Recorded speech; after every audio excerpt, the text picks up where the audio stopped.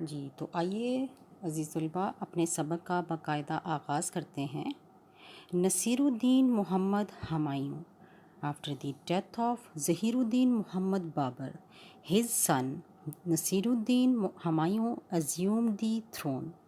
He was born in Kabul in 1508 AD. Babur gave special attention to his intellectual and practical training.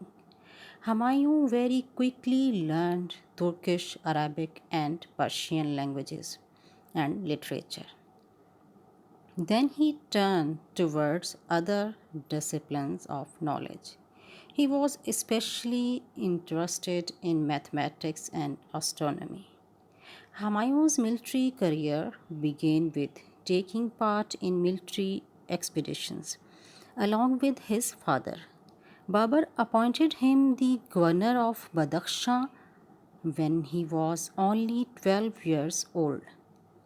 Here Humayun managed the state affairs successfully.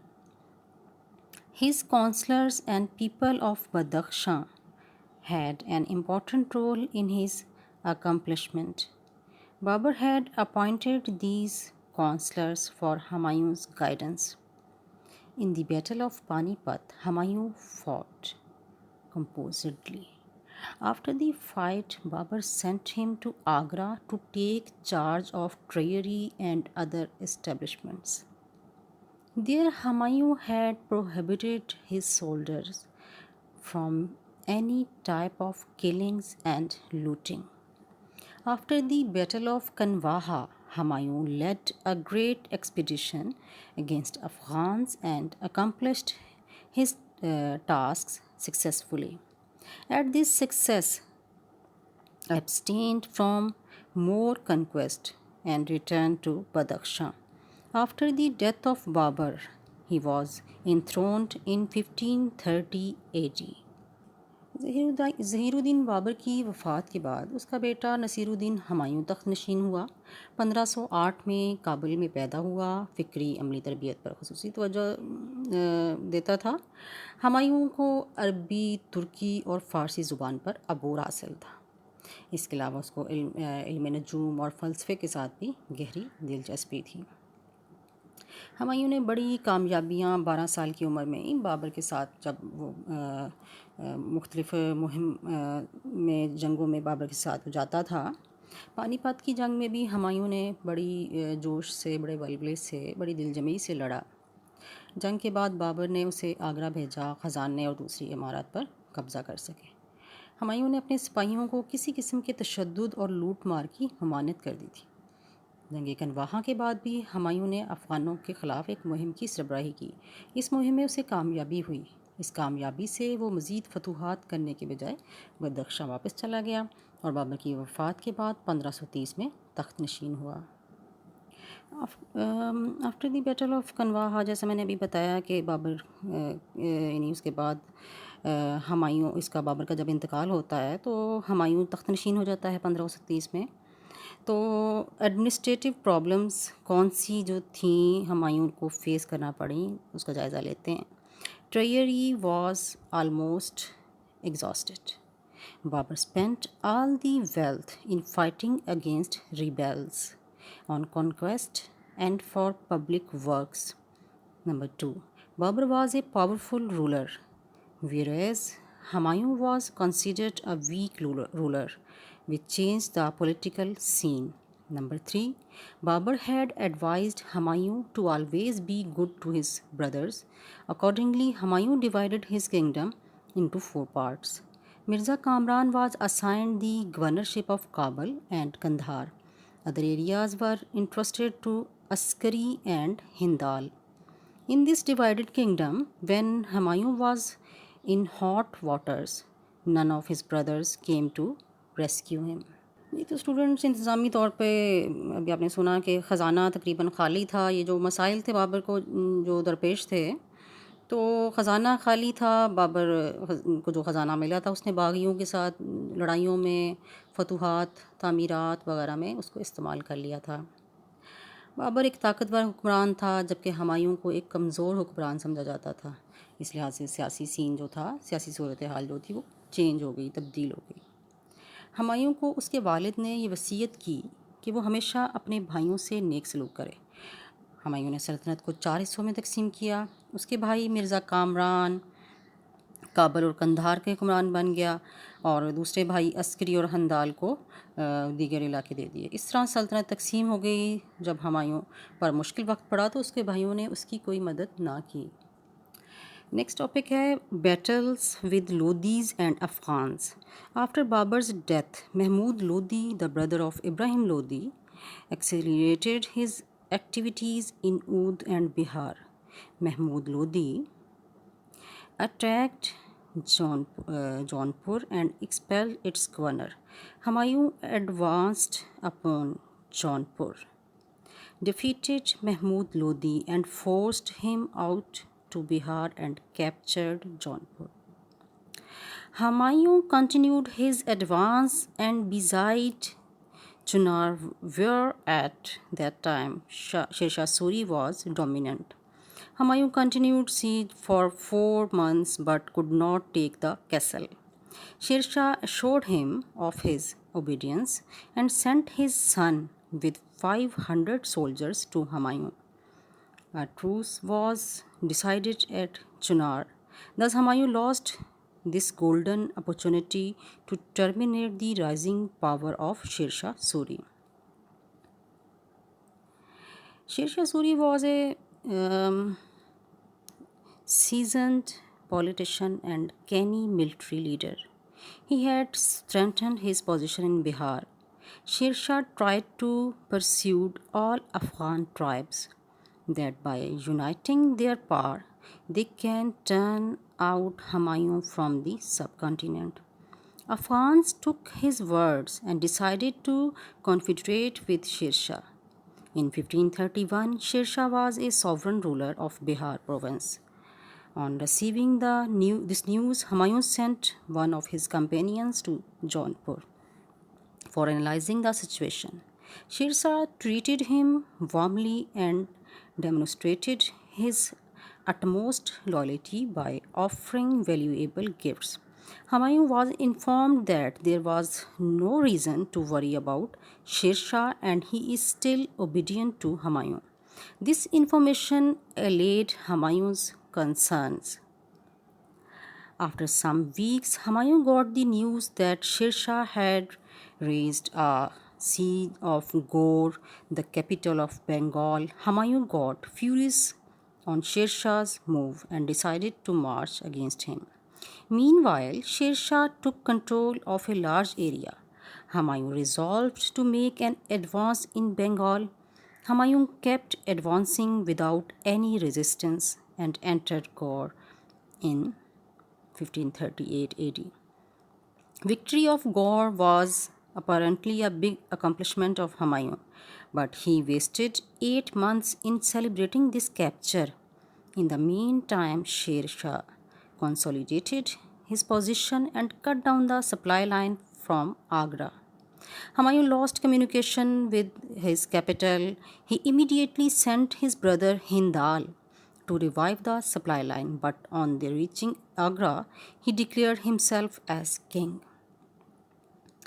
In his precarious situation, Humayun appointed governor at Gaur and started the journey back to the capital. Sher Shah was cunningly trying to surround him. He let Humayun advance and at last he reached Manghar without facing any resistance. In the suburbs of Manghar, Sher Shah was in waiting with his army. When Humayun got the news about the presence of Sher Shah's army, his counselors advised to strike upon Sher Shah instantly. Humayun, showing his habitual complacency, decided to rest for a week. Meanwhile, Sher Shah enlarged his army and got an upper hand in the battlefield. The Humayun tried to make a truce through agency but failed. In 1539, Sher Shah attacked Humayun's army from three sides. Humayun's troops could not bear this attack. This battle was fought at Chausa. Humayun lost about 8,000 soldiers and many more drowned in the river Ganga. To escape from arrest, Humayun turned his horse toward the river. He fell down in water and was about to drown.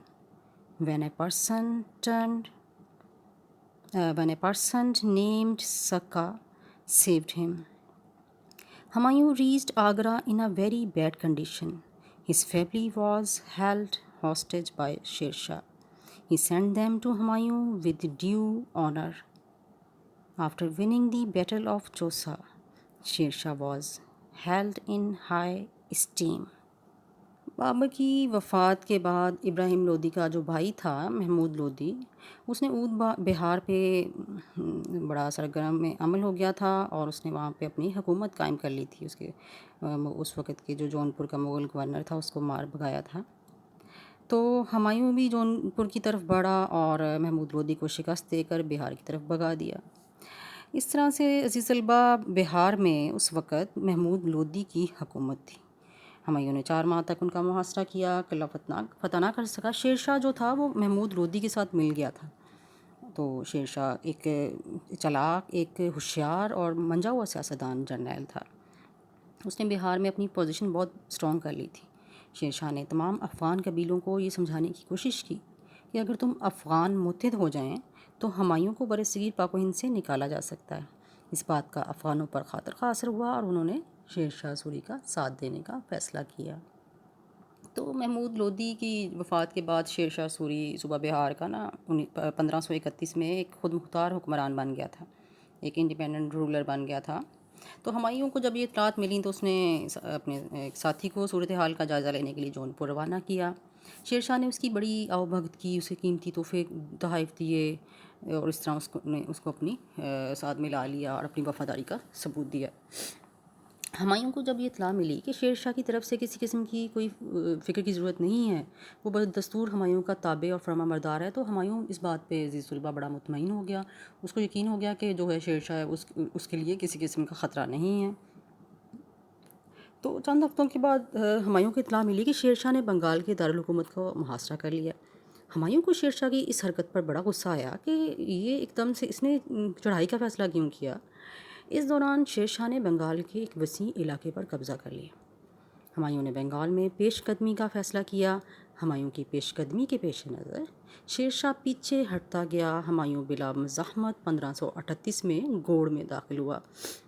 گوڑ کی فتح بظاہر ہمایوں کا ایک بہت بڑا کارنامہ تھی، لیکن ہمایوں نے غلطی سے یہ ہوئی کہ یہ اسی فتح کوئی 8 مہینے ہی اسی پہ ہی جشن مناتے رہے. لیکن شیر شاہ نے اپنی پوزیشن مضبوط کرنے کے لیے اس نے یہ کیا کہ آگرہ سے آنے والی جو سپلائی لائن تھی وہ کاٹ دی. ہمایوں کا جب اپنے دارالحکومت آگرہ سے رابطہ منقطع ہوا تو اس نے فوراً اپنے بھائی مرزا ہندال کو سپلائی لائن بحال کرنے کے لیے روانہ کیا. مگر ہندال صاحب نے آگرہ پہنچ کر اپنے بادشاہ ہونے کا اعلان کر دیا. تو کیونکہ میں نے یہ پہلے بھی ذکر کیا ہے کہ ہمایوں کے تینوں بھائی، سوتیلا بھائی تھا یہ، تو اس نے یعنی کامران، مرزا کامران اور ہندال، یعنی انہوں نے اس کا کبھی بھی، اور عسکری نے بھی، یہ تینوں بھائیوں نے کبھی بھی ہمایوں کو سپورٹ نہیں کیا تھا. اس نازک موقع پر ہمایوں نے گوڑ میں اپنا گورنر مقرر کر کے واپسی کا سفر شروع کیا. شیر شاہ بڑی ہوشیاری سے ہمایوں کو گھیرے میں لینے کی کوشش کر رہا تھا. اس نے ہمایوں کو آگے بڑھنے دیا. ہمایوں آخر کار بلا مزاحمت مونگیر پہنچا. مونگیر کے نفاذ میں شیر شاہ نے اپنے لشکر سمیت، یعنی اس کے پہلے ہی انتظار میں بیٹھا تھا. میں نے بتایا کہ ایک چلاک، ایک شاطر، ایک بہت ہوشیار جرنیل تھا، بڑا ایک سیاستدان آدمی تھا. تو اس نے ہمایوں کو جب ہمایوں کو پتہ چلا کہ شیر شاہ کے لشکر کے بارے میں، تو ہمایوں نے بھی ظاہر ہے کہ پھر اپنے ساتھیوں کے ساتھ مشورہ کیا کہ اب کیا کیا جائے. اس نے بھی فوراً شیر شاہ پہ حملہ کر دیا. ہمایوں نے اپنی تساہل پسندی سے کام لیتے ہوئے چند ہفتے آرام کرنے کا فیصلہ کیا. یعنی اس کے اندر تھوڑا سا، وہ ہر کام جلد بازی نہیں بلکہ تسلی سے، ریلیکس ہو کے آرام سے کرنے کا عادی تھا. تو اس کی وہی آرام کرنے کے فیصلے نے شیر شاہ نے اس دوران میں اپنی فوجی قوت کو مزید بڑھا لیا، میدان جنگ کو اپنے حق میں کر لیا. اب ہمایوں نے گفت و شنید سے شیر شاہ سے صلح کرنا چاہی مگر وہ کامیاب نہ ہو سکا۔ عزیز طلبہ، پھر شیر شاہ نے 1539 میں 1539 میں تینوں اطراف سے ہمایوں کے لشکر کو گھیر لیا۔ ہمایوں کا لشکر اس حملے کی تاب نہ لا سکا۔ اس کے کافی سارے تقریباً 8,000 کے قریب سپاہی مارے گئے تھے اور اس سے بھی کہیں زیادہ دریائے گنگا میں ڈوب کے مر گئے تھے۔ عزیز طلبہ، میں نے لیکچر کے سٹارٹ میں بھی آپ کو جب تھوڑا سا اس کا تعارف کروایا تھا تو بتایا تھا کہ ہمایوں جو تھا یہ بالکل دریائے گنگا میں ڈوبنے والا تھا کہ اس کو ایک سکا نامی ایک شخص نے اس کی جان کو بچا لیا تھا، ورنہ یہ تقریباً ڈوب کے مرنے ہی والا تھا۔ تو بہرحال یہ بڑی نہایت خستہ حالت میں آگرہ پہنچا۔ پھر وہاں کیونکہ ہمایوں کے جو اہل خانہ تھے یہ سارے شیر شاہ کے، ظاہر ہے کہ جب اس نے اقتدار پہ قبضہ کر لیا تھا تو ہمایوں تو بھاگ گیا تھا نا میدان جنگ سے، تو پھر وہ سارے جو اس کے اہل خانہ تھے وہ شیر شاہ کے قبضے میں آ گئے۔ لیکن عزیز طلبہ، شیر شاہ سوری نے ان کو بڑے احترام سے رکھا اور پھر جب ہمایوں کا پتہ چلا تو ہمایوں کے پاس ان کو بھجوا دیا۔ چوسا کی جنگ میں فتح کے بعد شیر شاہ کا وقار بہت بلند ہوا اور چوسا سے سیدھا گوڑ آیا اور اپنی بادشاہت کا اعلان کر دیا۔